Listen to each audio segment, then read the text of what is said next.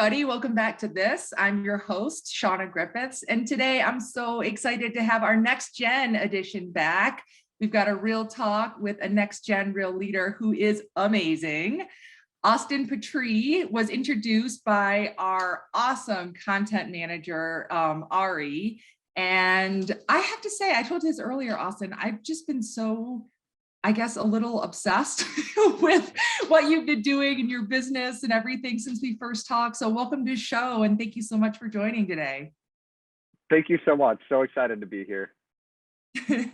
Yeah, so Austin is an entrepreneur who is quite early in his career, I'll say, feeling a little bit like a dinosaur as I talk to him sometimes.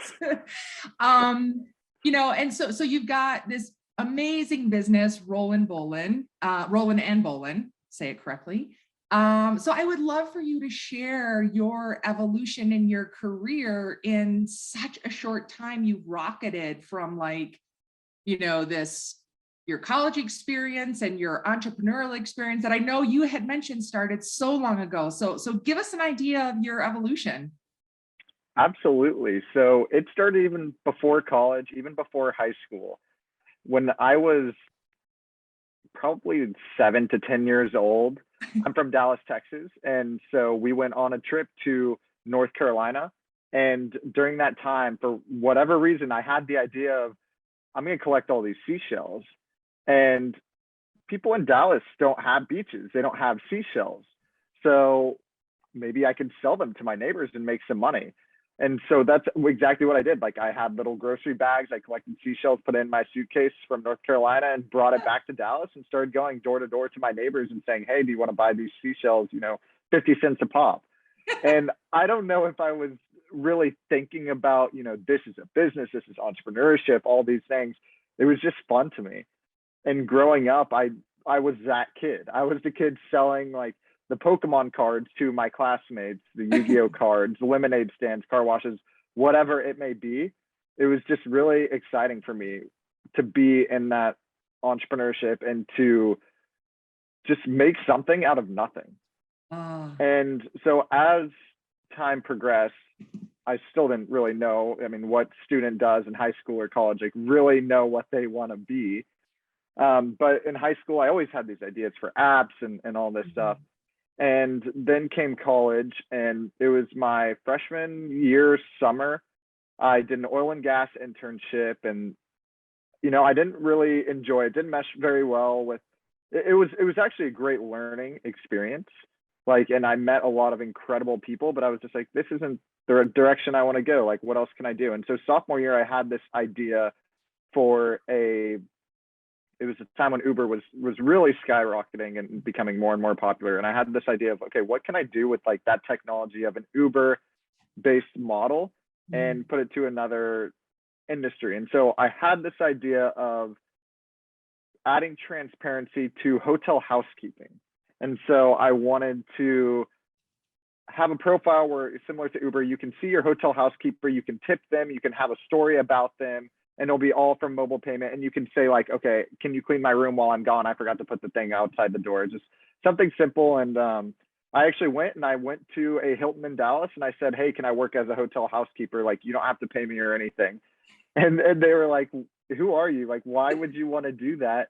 And so I did just that. They're like, sure, you can do that. I was in the basement folding towels. I flipped mattresses for a couple of days, and it was really hard work, and ultimately realized that the idea didn't work, and for a multitude of reasons. And then I kind of pivoted that idea into a valet parking technology software that I was working on in college. And I thought that's what I was going to do full-time out of college.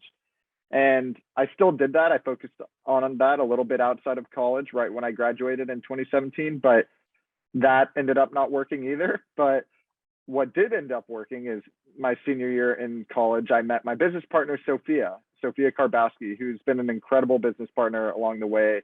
We met in a class, and we said, hey, we're both into health, wellness. We're both foodies. There's nothing healthy within our campus at TCU in Fort Worth, Texas. There's nothing healthy really within walking distance. So from there, we said, let's open a food truck. That's what we landed on. And we opened a food truck and serving acai bowls, smoothies, and toast right off TCU's campus. It did really well. Graduated from there to a university storefront, like an actual brick and mortar cafe on TCU's campus and their recreation center. Grew that to another college campus at Tulane University, and now we've been growing that model and to multiple universities all over the nation. And then also growing into the CPG, consumer packaged goods environment of different products into grocery stores. I know that was a lot to unpack. No, But, it's we can amazing. dive It's deeper amazing. into Wait, it. I don't want anybody, it should not be lost on anybody who's listening to this. He said he graduated in 2017, folks. I mean, this is amazing what you've been able to do. And, you know, a couple of things really stand out to me as I'm listening to you. And the first thing I loved, I wrote it down. You said, make something out of nothing. And I think that's a great thing to remember. And because just of that, there's something playful in it. There's something that's like free in it, like this freedom. Yeah. And also this, and I know you mentioned this to me one of the times we talked about, like this curiosity you have. So I think those are all such great things, because sometimes work and what we're doing and trying to move forward can feel really heavy, but there's something fun out of making something out of nothing, you know? And then the other thing that really stands out to me is there is a like an excitement or a level of fun as you're talking. I see like you smile as you're talking about, you light up about it, you know, and it's this like, it's a bit of this fearlessness to just try different things. And so I'm curious, like, have you always been like that? Was that a family trait? Like what I bet it helps so much as you're trying new things. Yeah, absolutely. And there's always the question of nature versus nurture. Like, Right. are you just born as an entrepreneur, or did I see my parents who were entrepreneurs, and that's why I'm the way that I am? And that is the case, that my parents, both of them, were entrepreneurs. So I know we've talked about this before, but my mom is actually a Vedic astrologer.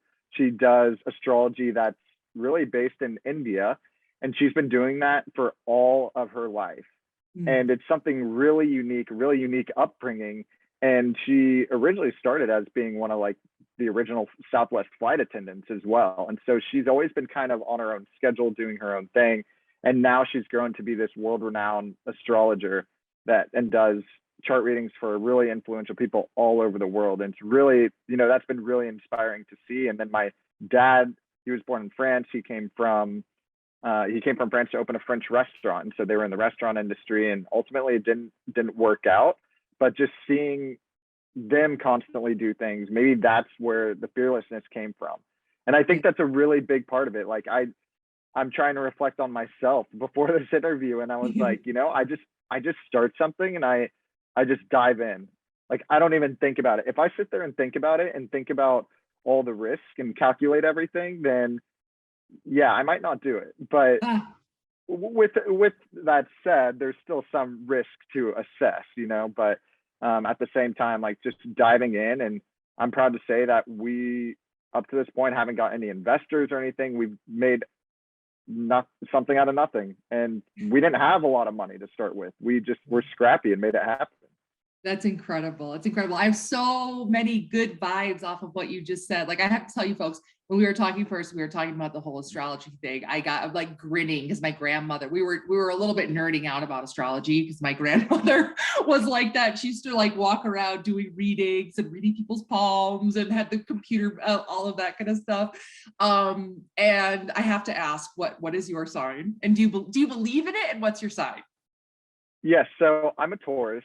And I do believe it is scary how accurate my mom can be. She gives me dates all the time, and to the T. Like, she will be like, this date, this might happen, and it will be spot on. For example, she told me one day that I would meet this girl, and she would be older, and she would be into horses, and potentially be the person I marry. And I was like, whoa, okay. And it was during this time where I was focusing on myself. Like, right after college, I was like, there's no way I don't go out. I'm not like, I just work, I do my thing. I'm going to focus on myself, my business right now. And sure enough, I go to a housewarming party. I meet this person and we just clicked. She was one grade above me. She was older, and she did equestrian at TCU. Oh, wow. And we're getting married in a month. So Oh, I didn't know that. Congratulations. That's yes, such a great thank you so story. much. But just stories like that, like Yeah. time after time after time. And Yeah. so at first, like, you can be skeptical all you want, but when it happens just time and time again, I'm like, this is pretty amazing. And It's pretty amazing. yeah, and one thing, like, everyone has their own beliefs, and it's honestly, it's a difficult thing to believe in, but it just Mhm. works so often. And a lot of people, I think, when they think about astrology, they look at a magazine and they say, you're a Taurus, you're going to find love this month, this, Right. but it's It's very different. like, yeah, it's totally like, there's a lot of math involved, there's a lot of systems Mhm. involved, and it's not a very generic, like, she doesn't even like those little horoscope readings. Yeah. Yeah, that's such a great story. I love that. I know it brings me back to like all these things that my grandmother said, and Yeah. oh, it's so awesome. But I think so much of what you're talking about also is like, and we talk about this a lot on the show, is like mindset. And I think that I love when you shared that you're going to do a bit of your vetting and your assessing of do you do it or not. But I think sometimes people almost overanalyze something to the point where they paralyze themselves. Will it work? Will it not? Or like, it has to be perfect before I launch it. And so I really appreciate you bringing it up. And it's a great thing for people who are listening that sometimes it's about, I call it kind of like a butt of an idea that you can, just move forward, get it going. And, I'll look at this show, for example, like when I first started, I wasn't the host, and I just am committed to, that's why I talk about evolving a lot, where I'm committed to evolving myself, what I'm touching. And I think that helps. I wish I was a bit more fearless. I'm going to take some lessons from you. But again, I just think it's really great for you to share that with people and to give people a look and to your mindset. So yes, I Yeah. really appreciate that. Yeah, of course. Absolutely. And to your point, when we started Rollin and Bowlin, we were a food truck serving acai bowls and smoothies.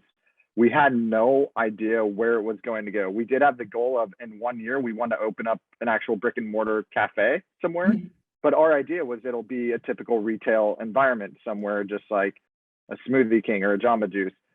But then we got the opportunity to open up on a college campus at TCU and their recreation center. And we did that. And then we're like, well, we should hire a bunch of students. That's what we're about. And so we started to hire a ton of students. And then 7 cafes later, we have over 90% workforce that are students. We have a Bowls and Goals program is what we call it, where we support student entrepreneurship, like all these things, a student ambassador program, all these things that have been developed over time. And we did not have the idea initially. Like, it was such a simple idea initially. And now we just kind of over time developed our niche and developed all these awesome initiatives that we're proud of. Oh, that's fantastic. So I love that part about the impact part of your business. So talk to us a little about that. Like, what inspired that and what are you like looking to do with it? Yeah, that's a great question. So we started this company when we were seniors in college, and we think that is one of the best times to start a company is when you're in college or right after graduating. In most cases, people just don't have the liabilities that they do when, they might have a family and children to take care of and house mortgage to pay, all these things. So we feel really passionate about starting a business when you're in college or right after college. If it doesn't work, then you can move on, get a corporate job. You have an amazing experience. Yeah. So part of that, how we want to support that and endorse that is through this program I just mentioned called Bowls and Goals program. And that is a student accelerator program where we will accelerate students startup companies who already have an idea or maybe just kind of forming that idea. But typically we like to take them where they have the idea and they want to take their company to the next level. Hmm. So we'll give them a grant of $1,500.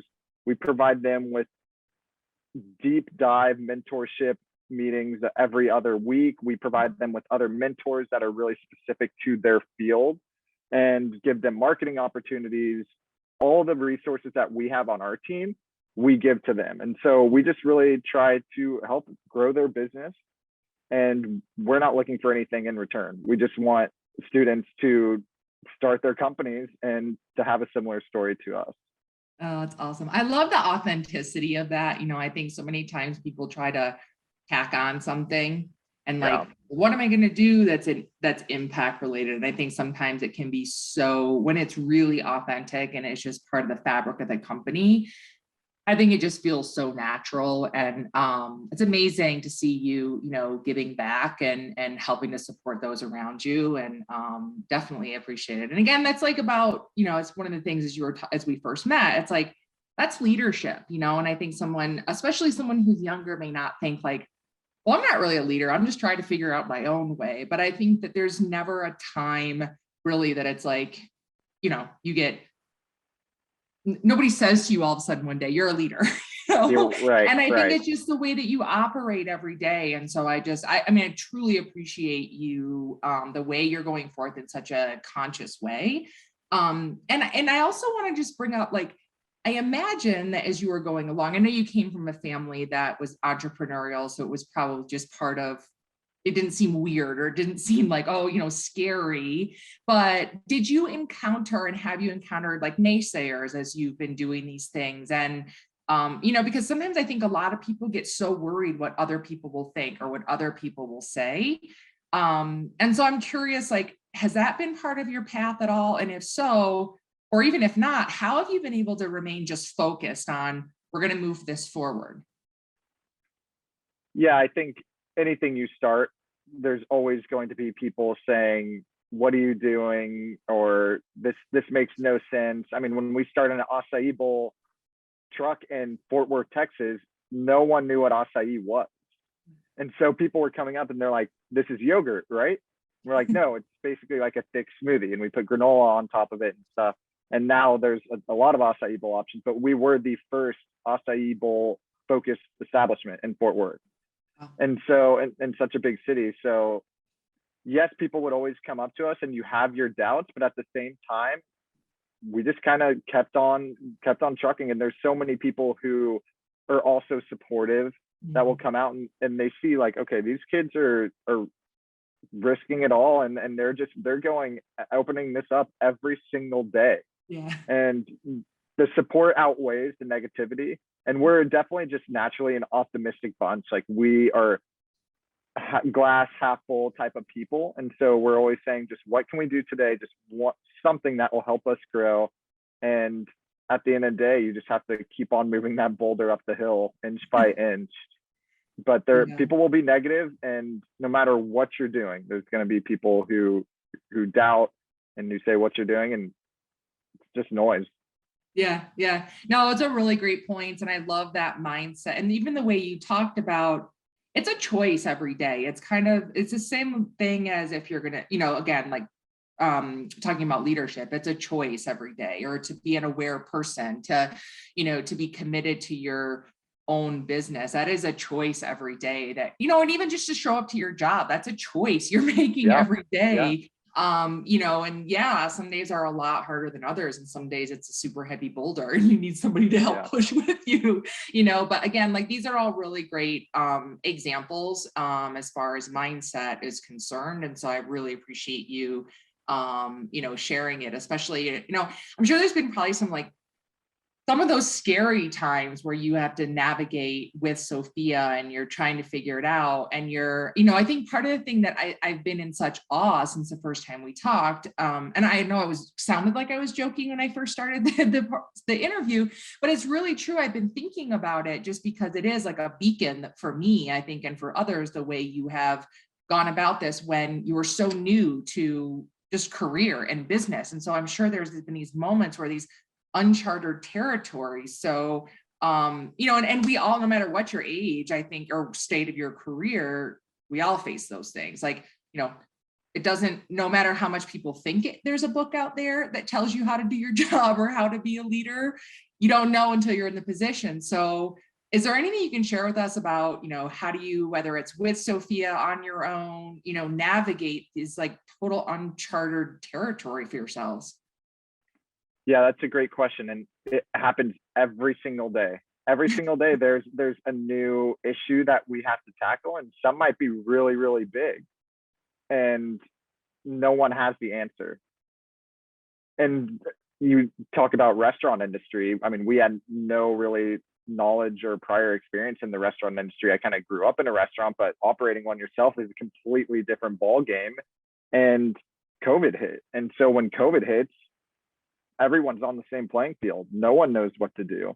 Mm. So with that said, like we just said what makes sense to us, what aligns with our brand values, and what just feels right. Again, there's no right answer. And I know that's not like a concrete thing of like, this is how you need to follow, or this is the right answer, the direction you need to do. We just said, took a step back. What are our core values? Mhm. What's our vision? What's our mission? And how can we put an answer to whatever that issue is that still checks all those boxes? Oh, wow. That's And nice. one thing I will say is it is an incredible, I'm very fortunate that Sophia and I are partners because we bring a lot of different perspectives, but at the same time, like I mentioned earlier, we're both very positive people and we support one another. And that makes a world of difference to have a partner that you can rely on and you can continue to grow with and really mesh out problems and ideas. It's very, very difficult to be a solo entrepreneur. Yeah. Because I've tried it. I've tried it with my valet parking app and some other things, and it was just really, really difficult. So to have someone who really holds you accountable and also endorses the creativity aspect of it is a huge, huge blessing. Yeah, absolutely. I mean, I can relate from when I had first started SLG Impact, when I had been laid off, and I was always like searching for, I wanted someone to Yeah. partner with me. Like, I don't want to be a lone shark, Yeah, And yeah, so, absolutely. yeah, I just really congratulate you for finding one another and, working through that. And, just, I love how you talked about that, that sort of that other side to you, the support that pushes you, that, but that support and helps with creativity, which is actually something I wanted to talk to you about, which is creativity, which so if anybody, I don't know, hopefully when you were listening to this, you were like, wait, let me look this up. What is Rollin and Bowlin? The website is so great. It's so clean and inviting and easy to use. And I know you said you're going to make some tweaks to it.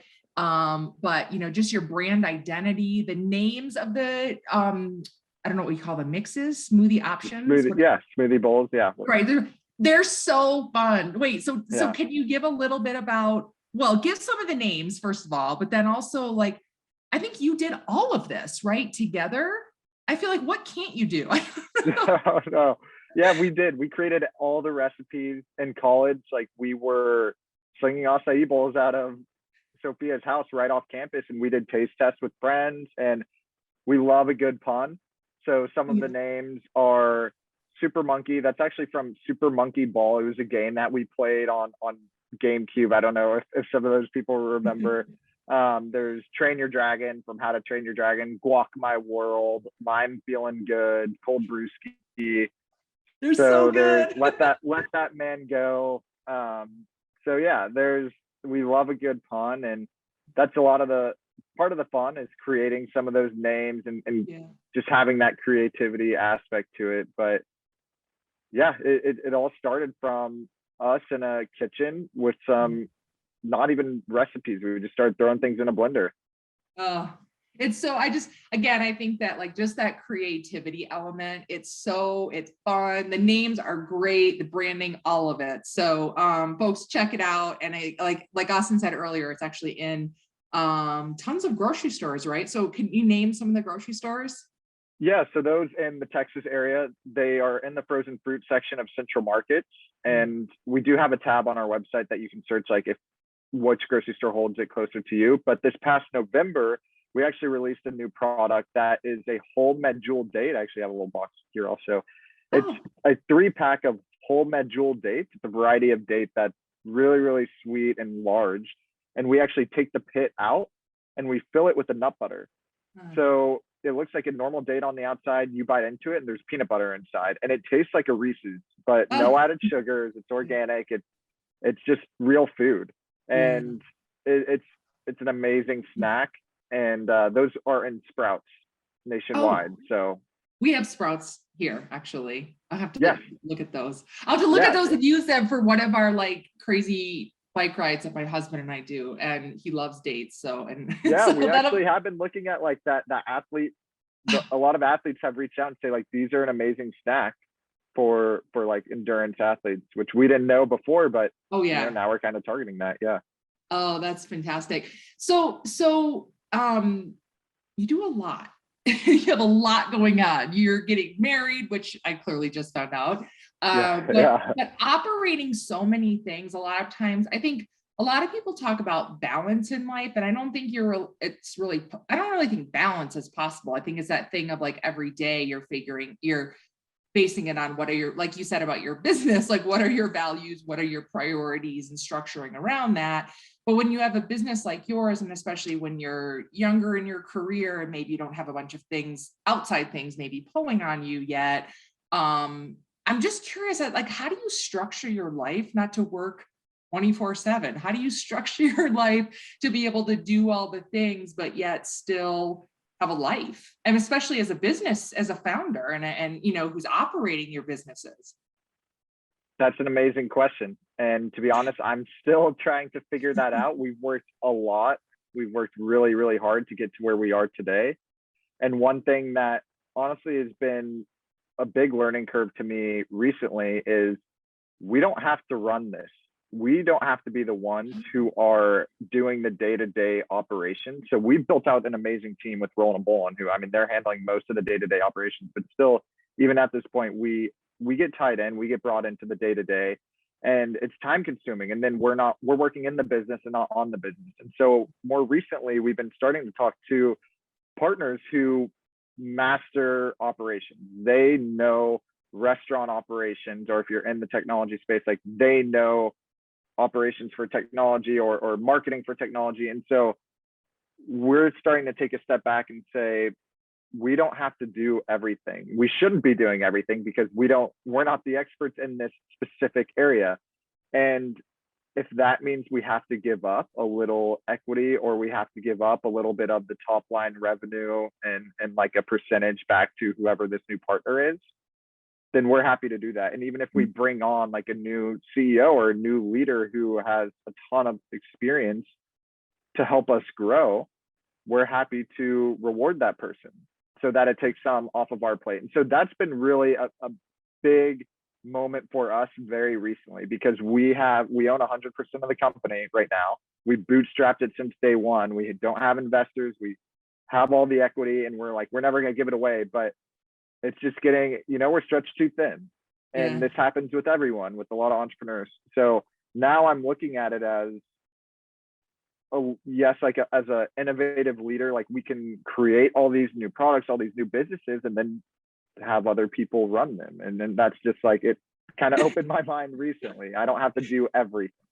Yeah, no, I love it. Even that you're so expressive. I love it because I can almost like feel that you're like, oh, there's like, this kind of like this, exactly. idea. And you're like, whoa, wait, I just realized this. And it's also really great because I think a lot of people, I've seen it, people who found companies and then run the companies, and it's like this constant land grab, and they're so afraid to give something up and to trust somebody else. And so I think it's like that mindset thing, that element of freedom that it sounds and feels like you have, that, I think sometimes the more you can let something go a little bit, the more free it is to grow and evolve, rather than like choking the shit out of it, basically. Exactly right. And that's been us for I mean, we haven't been necessarily, like choking it to that point, but but we were like, and I don't know if it came out of fear or just control, but it just feels really good to say, let's bring someone else on who can help us, who's done this before, who can help grow it, who knows more than us. We're not the smartest people in the room, and we know that. So it feels good to finally say that and take action on it. Yeah, absolutely. It reminds me of, there's a guy I know, I might have mentioned him to you, Matt Bailey, who's a founder of Game On app, which is a predictive gaming app. And he and I have been good friends since he worked for me at one point, blah, blah, blah. But it's been, I've been a part of his company since he started it. And I think one of the things that he shared with me, and that everybody I know who knows him, that's like on his board of advisors and things like that, and they say exactly what you just said, is one of the best things about Matt and what's been helped him be so successful is that he's actually able to say, I don't know this area and I'm going to rely and pull somebody else in. So like, I've seen it be, just as far as like startups are concerned and entrepreneurial side of things, I just commend you for doing that. I've seen it work and be such a strong trait for someone.